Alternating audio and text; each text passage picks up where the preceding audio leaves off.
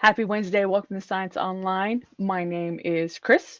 I work for the Maine State Library, and today this month is May. Goodness, this month is May. The year is flying by, and we're going to use the next 3 weeks to talk about Newton's three laws of motion. Now, the one thing that I want to stress and specify is that, well, you don't have to be scared of the laws in science, and it's basically just guidelines that have been proven.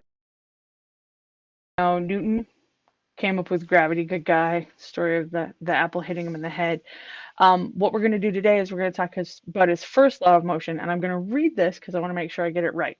So objects at rest tend to stay at rest, and objects in motion tend to stay in motion at the same speed and in the same direction unless acted upon by an outside force. It's usually called the law of inertia. And what we're going to do today, sorry, looking at something that somebody just sent. What we're going to do is we're going to test that out and see if we can make something that's at rest stay at rest unless acted upon by another force. So what you're going to need is you're going to need a heavy glass. If you have a plastic glass or like one of those little red cups, that'll probably work, but it's not going to be perfect. You might accidentally flick the cup, and if that happens, the cup may go and the experiment may not work. So you want something that's heavy. Make sure you get an adult if it's glass. Be careful. You're going to need an index card, so like the recipe cards, or either a thick piece of paper or like a thin piece of cardboard. So it wants to be light enough that you can flick it. And you're going to need, right now I've got a penny. Oh, maybe I don't have a penny. I have a penny, it comes up, and a penny. Now, if Newton's law is correct, that means that I can use my movement to pull on this card, and the penny stays where it's supposed to be. The reason the penny stays is because the amount of friction, which is the resistance on a surface. So like if you take your hands, the friction or the amount of friction or the amount of resistance between your hands actually heats it up. It creates friction and it creates heat. So that's why when you do this, your hands get hot. That's because of the friction. That's because of the resistance between basically your skin cells between your hands moving against each other and creating heat because they get hot. So the friction on this index card is holding this penny so that nothing else can act upon them. However, and I was going to do this outside because believe it or not, it's like 75 out right now. However, I'm wearing a hoodie because, as you both know, or as you all know, I work in my basement, and down here it is a balmy 56 degrees.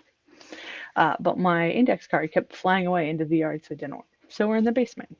So, in order to prove Newton's law, we are going to set the penny kind of in the middle of our cup, index card on the cup. Now, the idea is I am basically going to use like a flicking motion, so just a blink, a flicking motion, and I'm going to flick, not the cup, because I tried this before and I flipped the cup. I'm going to flip this index card so fast that gravity is going to take over, and gravity is going to take that penny and drop it into my cup. And basically that means that the coin will stay in place, which means it'll just drop down because the force I applied to the card was great enough to counteract the frictional force. Okay?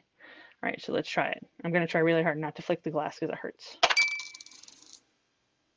It's just that simple. And you guys thought science and like the laws of motion would be hard.